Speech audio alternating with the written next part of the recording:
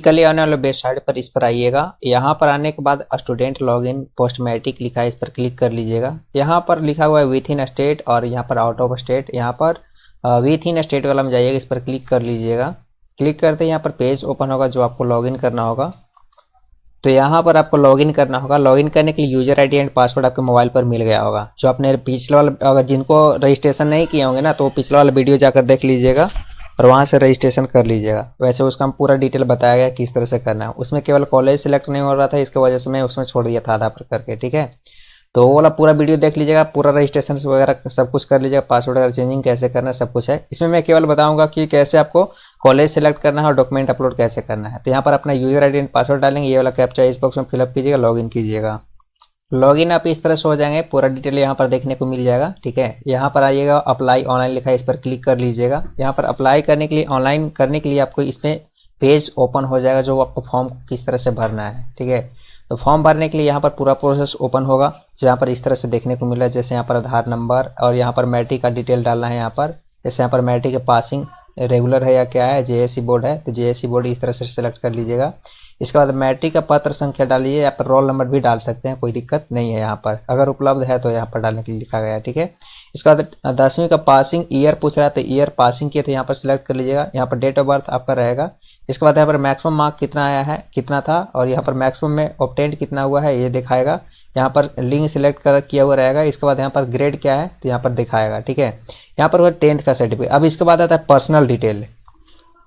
Personal detail fill करने के लिए यहाँ पर आया है, जैसे कि अप्लीकांट का नाम रहेगा। यहाँ पर माता पिताजी जीवित हैं या नहीं, अपने अनुसार यहाँ सेलेक्ट कर लीजिएगा। ठीक है, तो इस अनुसार यहाँ पर सेलेक्ट कर लीजिएगा इस तरह से। इसके बाद पिताजी के बारे में यहाँ पर पूछा जा रहा है, तो यहाँ पर इसके बाद माता जी जीवित हैं या नहीं, यहाँ पर इस तरह से सेलेक्ट किया जा रहा है। ठीक है, इस तरह से सिलेक्ट कर लीजिएगा पूरा। और इसके बाद क्या आप अभिभावक के साथ रहते हैं तो हाँ या ना अपने अनुसार सेलेक्ट करिए। इसके बाद माता जी का नाम यहाँ पर डाल दीजिएगा, जो भी माता जी का आपके नाम होगा।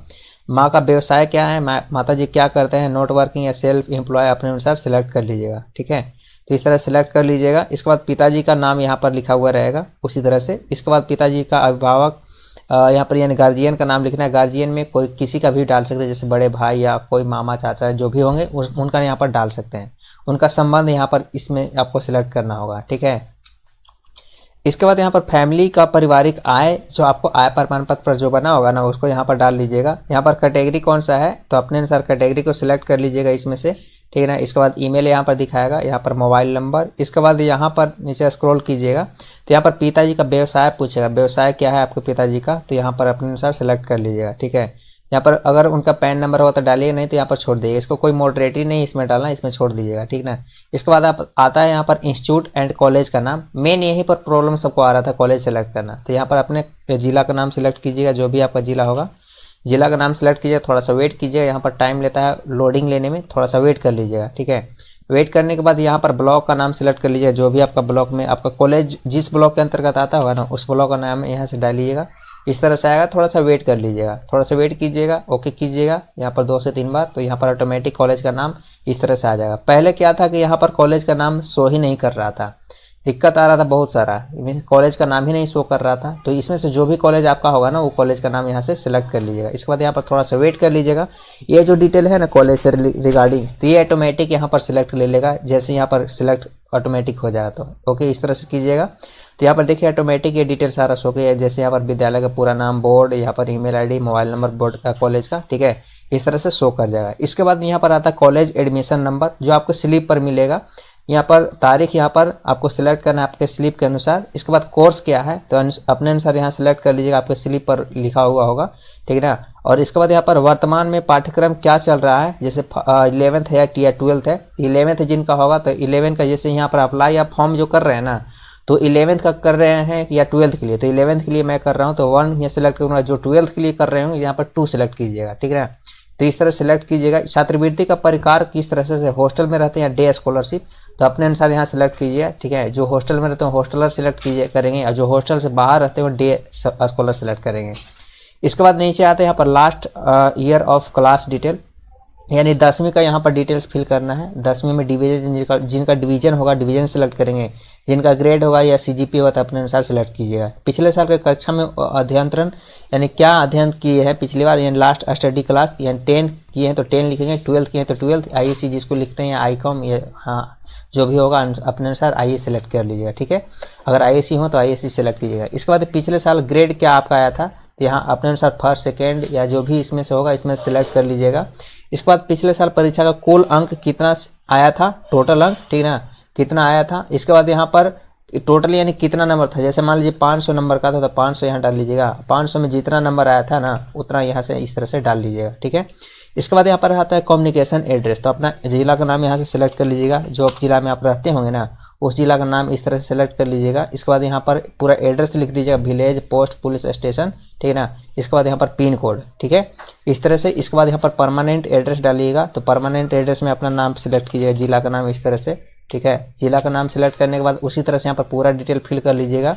इसके बाद आप आता है यहाँ पर डॉक्यूमेंट अपलोड करने का, तो डॉक्यूमेंट अपलोड करने के लिए यहाँ पर चलिए मैं आपको पहले पूरा डिटेल इधर पूरा अपलोड करके दिखा देता हूँ ना, इसके बाद डॉक्यूमेंट अपलोड करता हूँ। अब यहाँ पर डॉक्यूमेंट मेन है, तो डॉक्यूमेंट यहाँ पर समझिए कैसे डॉक्यूमेंट अपलोड करना है। डॉक्यूमेंट देखिए यहाँ पर लिखा है, ध्यान दें कि जाति आवासीय जो जैसे डिजिटली जारी किए गए हैं तो ऑनलाइन जारी किए प्रमाण पत्र को अपलोड करना है। पहले यहाँ पर आपको फोटो डाल लेना है, जो फोटो आपको कलर फोटो होना चाहिए, ठीक है, जो साफ साफ पहचान में आना चाहिए।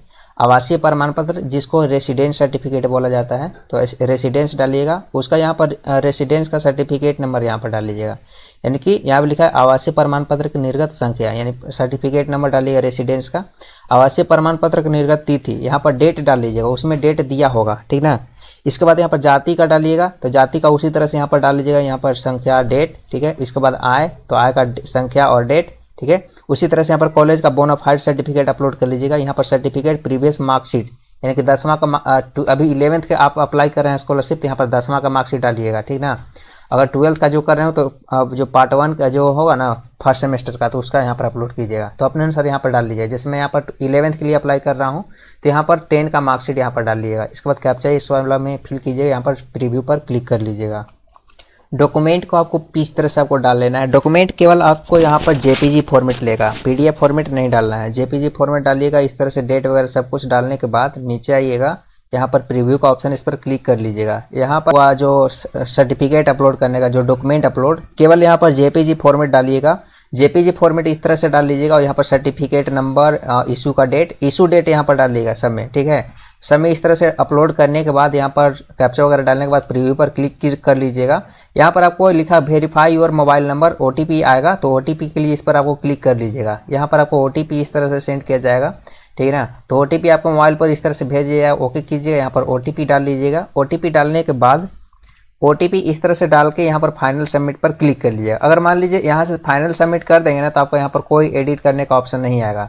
अगर मान लीजिए आपको लगता है कि आपको कहीं अगर गलत है ना, तो यहाँ पर दिया है क्या, do you want to edit your application detail. अगर एप्लीकेशन डिटेल यहाँ से आप अभी एडिट कर सकते हैं, लेकिन यहाँ पर अगर फाइनल सबमिट कर दीजिए तो एडिट नहीं कर सकते हैं। तो यहाँ पर डिटेल पूरा इस तरह से जो भी होगा ना, सभी डिटेल यहाँ पर पूरा प्रीव्यू के रूप में मिला लीजिएगा और मिलाने के बाद ही यहाँ पर फॉर्मेट को यहाँ पर अपडेट या फाइनल सबमिट कीजिएगा। तो चलिए मैं यहाँ पर फाइनल सबमिट कर लेता हूँ। फाइनल सबमिट वाला पर क्लिक करेंगे, ओके कर लीजिएगा। यहाँ से ओके करने के बाद आपको इस तरह से देखने को मिलेगा।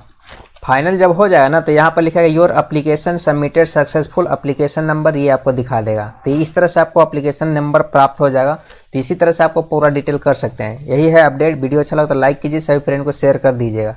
यहाँ पर देखिए अब स्टेटस चेक करना हो तो कैसा स्टेटस चेक करेंगे, तो यहाँ से देखिए यहाँ से लेकर आप इसको कॉपी कर लीजिएगा और कॉपी करने के बाद यहाँ पर लिखा है एप्लीकेशन स्टेटस, इस पर क्लिक कर लीजिएगा और क्लिक करने के बाद यहाँ पर स्टेटस चेक करने का ऑप्शन आएगा। तो इसी तरह से अपने फॉर्म को भर सकते हैं। वीडियो अच्छा लगा तो लाइक कीजिए, सभी फ्रेंड को शेयर कर दीजिएगा।